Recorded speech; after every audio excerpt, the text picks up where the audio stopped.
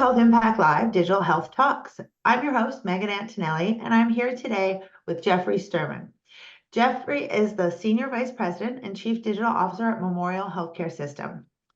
He brings a wealth of experience to the table with over 25 years in healthcare, focusing on digital transformation, organizational change, and operational governance. He's been with Cumberland Consulting, Ernst & Young, and has had numerous initiatives in the healthcare space. Jeff, thanks for being here today. Thank you, Megan. I felt like you were like almost family calling me Jeffrey for a moment. And I was like, I know you, you're my friend. You're calling me Jeffrey. And I guess that's the formal way to start these things. But my goodness, I didn't know if I was in trouble for a second there. Not at all.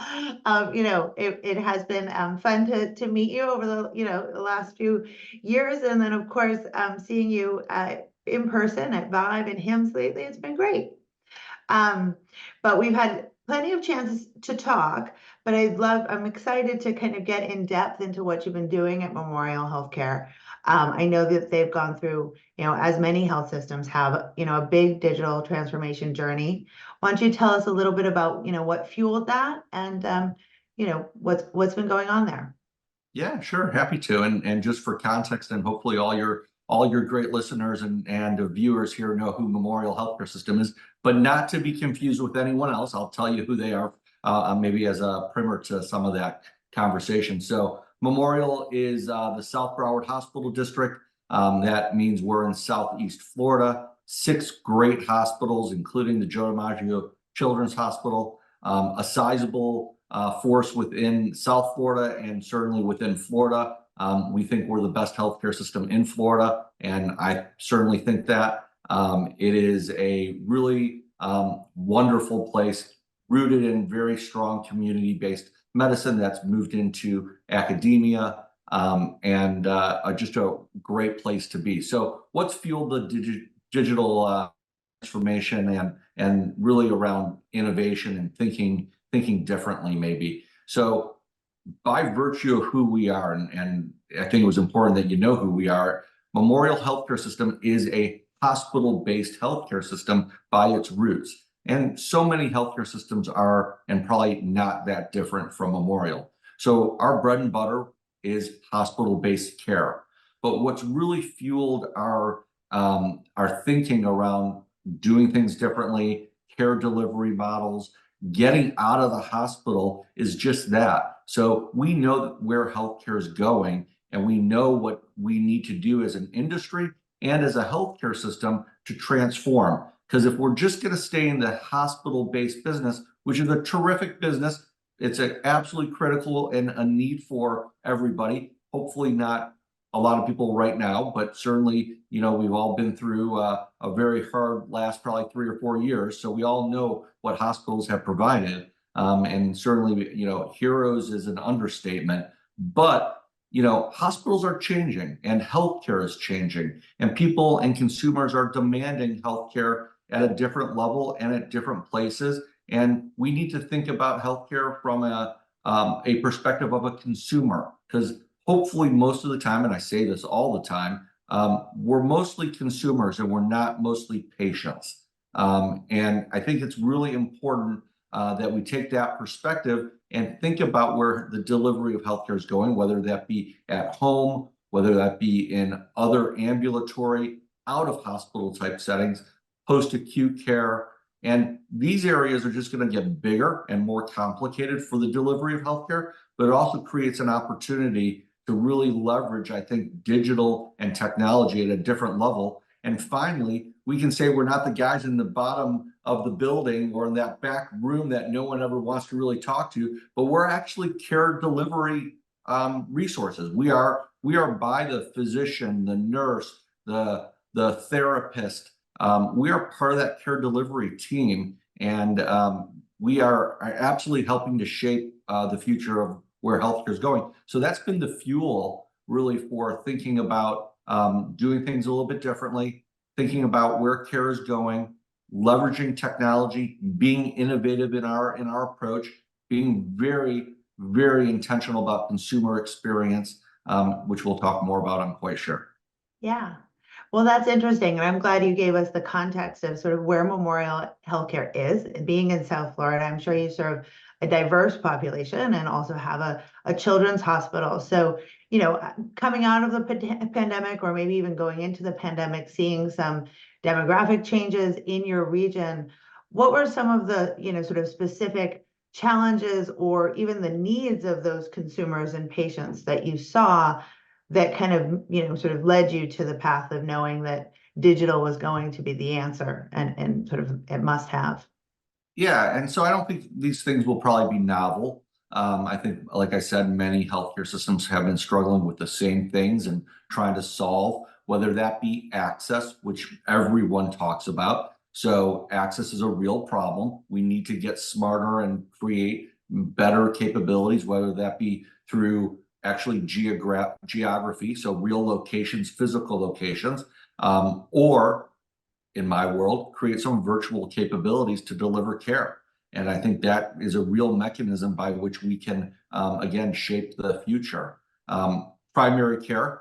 I live in an area where we are very dense. We have, 7 million people that live between Palm Beach, Broward County, and Dade, and so it's a very dense population, and we can never have enough primary care providers. Memorial employs a lot more providers today than ever before. We're probably approaching 500 employed providers, but the majority of those providers, unlike a lot of my colleagues across the country, are specialists. So we don't employ a really big footprint of primary care providers. We've connected with them in various technology ways and various other ways. We have a great ACO, a very high performing ACO, in fact, one of the highest performing in the country. And so primary care is something that I think we really need to figure out because it's that entry point for so much of what we do from a delivery standpoint. And again, I think a lot of what I and my team can provide is digital means by which we deliver primary care services, virtual health, telehealth, remote patient monitoring. Again, we'll probably talk about. We already talked about consumer experience a little bit, but consumer experience is real. It's something we got to figure out, and that drives so much of our pain. I think the experience for most patients, navigation of healthcare is so complicated. If I have one goal, and I've said this a lot too, my goal is to just make healthcare a little bit easier to navigate, a little bit easier for us to consume as a normal consumer. Instead of me as an executive at a healthcare system and my colleagues as executives at healthcare systems get calls every single day to get a patient through the system, through either an appointment or through some complication, whether that be getting a patient onto a floor out of the emergency department because it's overflowing and no one has beds available. Whether it be, like I said, getting an appointment because the earliest appointment is 6 months from now, which is terribly unacceptable, especially in healthcare, especially when you're at a fragile state and need to see a provider. It frankly pains me and disturbs me a lot that we can't, as an industry, really solve some of these things in a little better way, be more efficient. We've got to get the inefficiency out of our industry and become efficient in order to solve some of these other problems. So there's so much rooted there that ultimately affects patients, ultimately affects the quality and the safety of care. Yeah, no, absolutely. Well, tell me a little bit about some of the technologies and innovations you have implemented to do that around virtual and remote patient monitoring that have improved the patient experience and the connection between the physician and the patient. Well, I mean, I'll start with those two, since you hit on them. On the virtual side or telehealth side, we're working with an incredible vendor using the same EHR, the same vendor of the electronic medical record that we use. So now what that does for us, it creates continuity of care.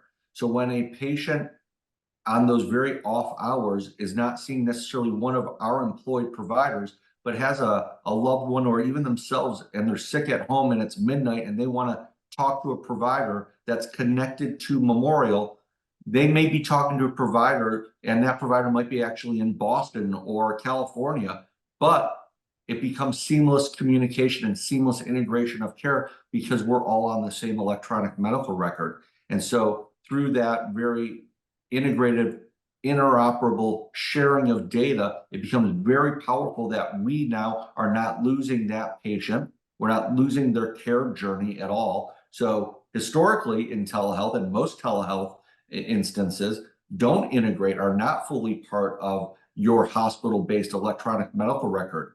And therefore, those off hours, those times in which providers aren't available at your own healthcare system, you sometimes lose that continuity again. And that's why the best option for telehealth is always using your own providers, obviously, and using your own virtual list if you can afford them, and you can hire them and you can make that happen operationally, because then you keep them in your electronic health record. But that's not always an option. And we've all signed up for different solutions. And I think this solution is absolutely critical for everyone that is on a consistent EHR. And then remote patient monitoring has taken off hugely. It's not just about taking care of those population health, value-based care programs, chronic disease conditions. It has started there for us. It has now been leveraged to more disease states and really helps us create efficiencies from cutting down on patients needing to go to potentially thinking they need to go to the emergency room, cutting down on readmissions. As I said earlier, we're all struggling. I don't know anyone who's not struggling with emergency rooms overflowing, with beds not being turned over more effectively in your hospitals. I know I struggle at least two of my largest hospitals with this every single day. So if we can keep people healthy and create ways in which there's more self-service and there's more technology at our patients, at our consumers' fingertips, I think we're going to be creating a way in which we're definitely impacting better care, better delivery, easier care. And then there's a silver lining for the hospitals as well, because again, we want hospitals to be, if they have to be, and you have to be in a hospital, we want you to be, unfortunately, you should be really sick so we can take care of you and get you healthy. Mm-hmm. If you're not that sick and we can take care of you, it's a better experience for you to be at home or some other ambulatory or not hospital location. I mean, let's face it, hospitals are not safe sometimes. We don't want to, I mean, infection rates and issues around errors, they happen. And I think the reality is we need to get better at all of that still. Mm-hmm. Yeah, I mean, I think we heard a lot, and have been hearing a lot about healthcare at home and how, not only from a patient experience perception or perspective, but also just from the perspective of better care and better health, that is the ideal in some situations, and as you said, if you are really sick, the hospital is the place. But as you're being monitored, and leading up to that, it is that home is a good place now. And we've talked a little bit about the digital front door, talked a lot about that, and I think now talking a little bit more about the digital back door of, as the patients leave the hospital, how are we ensuring that care and communication is still available to them, and that those types of technologies are certainly doing that. Now, I think I've heard a little bit about you guys having, kind of a virtual command center in place. So that would be to kind of integrate all of this. Why don't you tell us about that and how that works? Yeah, I'm so excited for this because, I mean, I think many places across the country have done this. We've learned a lot over visiting some of my peers and places across the country. And we need to stand up our command center. And we've been doing that now for the last 12 to 18 months, both in a virtual way and actually a physical space. And that physical space is actually getting built out even further. And I'm excited by a couple of weeks, actually, it'll be fully done. And we should be able to move our entire operation from a command center standpoint in there. We're calling it our Care Coordination Center. And it is staffed, and it's being led by our Chief Nursing Executive, and who comes from a technology background and is amazing, and will absolutely make a huge difference in how we, again, think about patient movement, so patient flow. So one of the first use cases is really that transfer center capability. We've had a transfer center for a long time. We're taking the transfer center, and I like to say this, that we're taking it and putting it on steroids. So it is getting to a much more comprehensive view of a patient throughout our healthcare system and that navigation that we talked about earlier. So 6 hospitals, 5 major acute care adult and pediatric hospitals, and then the one large pediatric hospital. But if I can move patients more effectively across the South Broward region, then I know we're going to free up beds. We're going to get more efficient. We're going to decant our EDs more effectively. And the command center is going to be the secret sauce to do that. In addition, we're starting with some of the virtual nursing capabilities and some of the virtual observation that we can do from a command center. So we've had some virtual observation in place to cut down on patient falls and get away from sitters, for example, in the hospital setting. What we're implementing in the command center, in the care coordination center, excuse me, is this very cool AI-driven virtual nursing technology. So now not nurses that are in front of 12 screens will actually be in front of 24 screens and leverage the AI capability and the really proactive means by which the technology will alert us about potential risk factors, whether that be a patient getting out of the bed, dealing with that patient fall issue. I mean, we are already seeing great success with that. And we know it's just the tip of the iceberg with what we can do from a virtual nursing capability here with this terrific vendor. And then there's so many other use cases that the command center is going to play a role in. So I have what's called our patient access center. It's essentially our contact center, our call centers. And those roll up to me from a consumer experience standpoint. I'm really passionate about making that experience, that first interaction, a little bit easier. But the value and the overlap that exists between our contact center, our patient access center, and the command center, our care coordination center, is the clinical integration.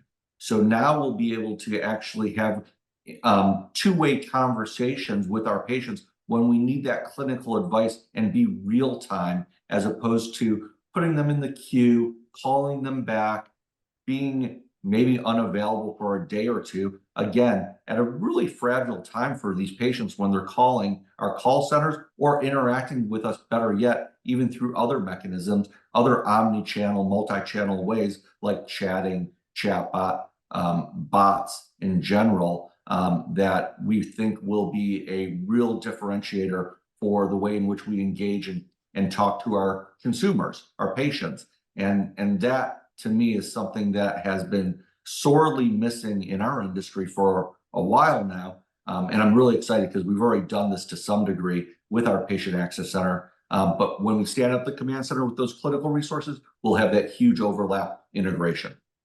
Oh, that's amazing. It sounds like it's really going to all talk to each other and really serve all of the needs, which I think is one of the things that we talked a little bit this week about, when you have good tech, you don't have adoption problems with your clinicians, So tell me a little bit about, kind of as you're doing this, whether it's with these newer technologies, or even as you've gone through the whole digital transformation journey in getting the healthcare providers and staff, sort of engaged and onboarded. Were there particular challenges? Were there learnings that came from that? Yeah, I mean, there's always challenges. We live in healthcare, and so there's always challenges. But part of our job, and I think all of our jobs as executives, is one, to evaluate what's going to be really effective and can move the needle again. And sometimes you got to take some bets. And so we've been very conscious of that and recognizing this is rooted in culture and rooted in leadership. So we have a culture of acceptance, of do no harm, but try things. And so I really have been excited that we've been allowed the opportunity to work with some physician leadership, work with our executive team, and not be told, hey, if you screw that up, if that project goes south, you're going to be in trouble. I've never heard that. What I've heard is if you're going to do something and you think it's going to make a significant difference in patient care or in being more efficient or going to create an ROI, let's try it.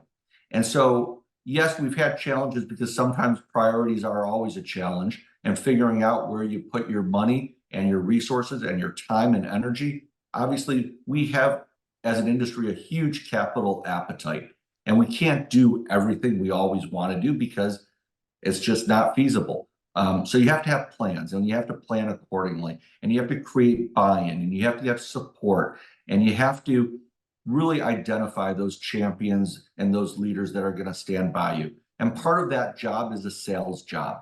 Part of it is to help them understand what they're going to get, the value they're going to achieve from this. So stakeholder involvement, governance, and bringing people along that journey is real, and it's important. And I think it can oftentimes be viewed as, I don't want to be bureaucratic. I don't want to get in the way of things. I want just to do. And I'm all about getting things done. But you have to sometimes bring people along with you because you can't do it yourself. As any other industry, no more than healthcare is a team sport. So we got to be focused on how we do things together, and therefore bring people along with you on that journey. Yeah, absolutely. And you said something in there that I think is important, but I'd like to hear a little bit more about it around kind of, when you're presenting the tech, when you're bringing them along, that impact of the tech and sort of the success. So how have you been, once you've implemented something, how are you looking at it and kind of saying, well, this really worked, and making sure that the team gets it, that, that the even management gets it? Where's the sort of evaluation process for that?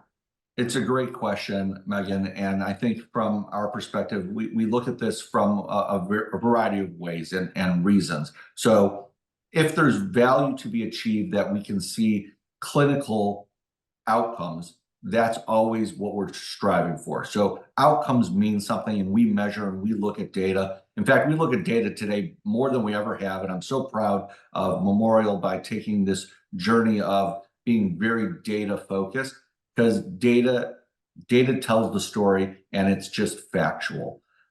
So that's very meaningful. So outcomes are important. Financials are important too. So that's another piece of data, obviously. If we can see a return on investment, if we can see that we're seeing more volume of patients coming through because we've made the experience for our providers and some of the tools and technology that we provided them more efficient, because they're not going home at night at 7 p.m. and documenting in the EHR because they had to wait till that time to get all their documentation and notes done, which is, one, bad for them, bad for the patient, because you're going to miss stuff, and it's a terribly ineffective process because you're going to forget things. And so if we can create, and we have created, and we are using this ambient listening, these tools that really do a level of artificial intelligence and documentation in a very automated way, those are huge opportunities for savings financially, because we, again, can create more volume, more throughput. If I can get patients out of the ED, like we said earlier, because I'm caring for them through remote patient monitoring tools, through more self-service, and I can then be focused on our providers working really at top of license, doing the things that are more meaningful to patient care. That's what we're all focused on. And so ROI, financially, clinical outcomes, those are the drivers that I think we as an industry are always been focused on. And we're finally seeing the fruits of that, of our labor on the digital and technology side, again, pay off. Right. Yeah, I mean, I think that that integration of clinical AI and documentation is such a big piece of that, of course, coming out of the pandemic, and the sort of focus, as you mentioned, the heroes that, of the work that they did, and the burnout that we've seen, and the staffing challenge that we've had as a result. And in the last 12 to 16 months, a real push towards this implementation of clinical AI, and certainly lots of new technologies out there. Anything you've seen recently, or that that you've implemented, or that you're looking at, that you're really excited about, that you think is maybe you haven't had the chance to implement or measure the the output of it yet, but that you think it's really going to deliver? Yeah, I mean, the list is too long. We just got back from Chime and Vive and HIMSS, many people probably. And you probably saw all these vendors, touting and delivering on, the next best thing, like we said. I'm really excited about a few areas. One, I am really excited about how we are monitoring patients again, proactively, how we're monitoring them, even reactively. So that we can cut down on, like I said, readmission. Length of stay in our hospital is way too high. How we can leverage the tools to get patients out quicker so that we can then get them to a better place of care, which is, I believe, their home in a lot of ways. So I'm excited for touchless monitoring. These are things that are out there now. If we can create a better experience for our patients I mean, this sounds really, really simple and really little, but I can tell you will be huge. But if a patient's in the hospital and they're getting woken up every 3 or 4 or 5 hours to get their vital signs checked, that's bad for their health and wellness and their journey to getting back to healthy if they're in the hospital. It's bad for a clinical resource to have to go in and do that. If we can create automation through some of the tools that we have seen, and I'm so bullish on touchless monitoring right now, because it's going to be able to do that in a lot of different care settings, both in the hospital and at home. I think there's so much data that we'll be able to provide to, again, be more predictive about care. So that's one. I talked about it a little bit, ambient listening. I mean, this is taking off everywhere. It's pretty expensive in some cases. And it's probably more robust in other cases. And so ambient listening, if I can give a provider a tool by which they can just have a conversation with a patient, and that documentation, that note, the clinical note, the most important part of their electronic health record, the clinical note is done automatically for them, and it's clinically relevant and accurate. In fact, what we're seeing is it's not only clinically relevant and accurate, it's better than what they could have done on their own. And now they're just reviewing it and saying, it's a lot easier to read a note that's done for you than think about what you're typing. And by the way, your back is turned to the patient while you're typing. At best case, at worst case, you're not doing that. And you're trying to remember 6 hours later is what you talked about to that patient. So that's a bad experience. So ambient listening and really capturing of this is incredibly important. And then I'll highlight one more, which I think is related. Well, maybe two more. So in my call center, people call in all the time for an appointment, that they're calling in specifically for that appointment.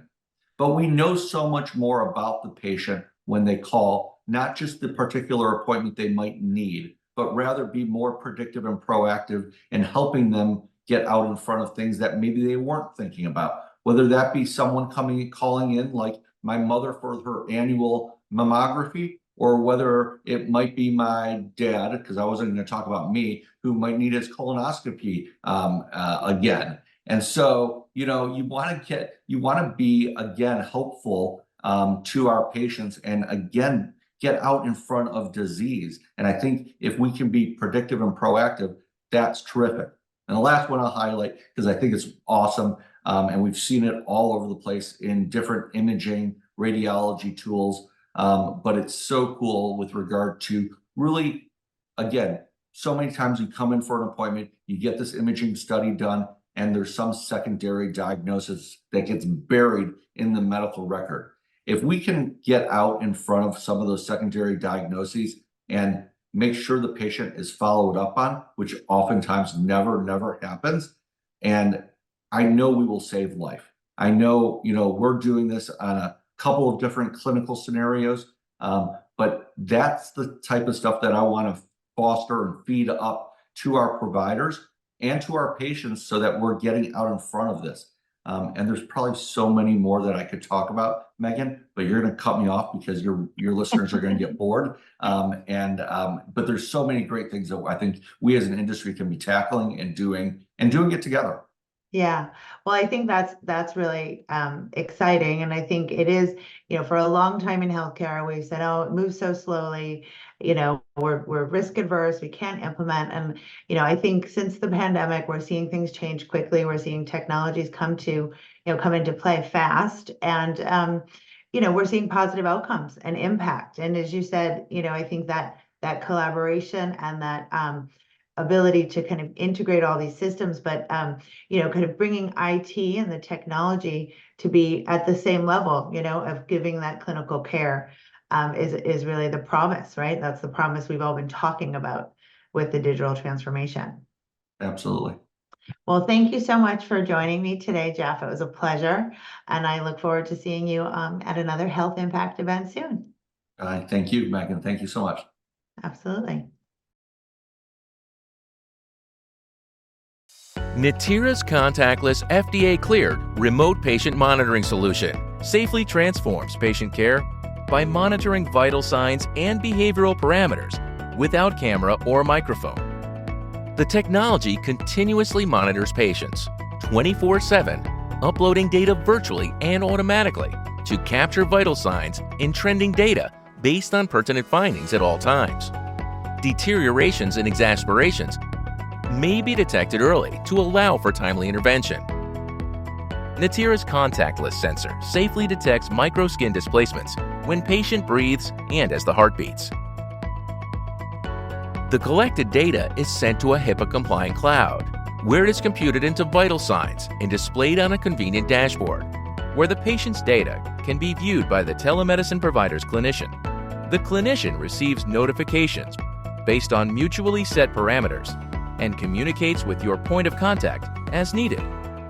For you, the staff working at the facility, that means a leaner workload, improved efficiency, reduced resident hospitalization, and enhanced patient care.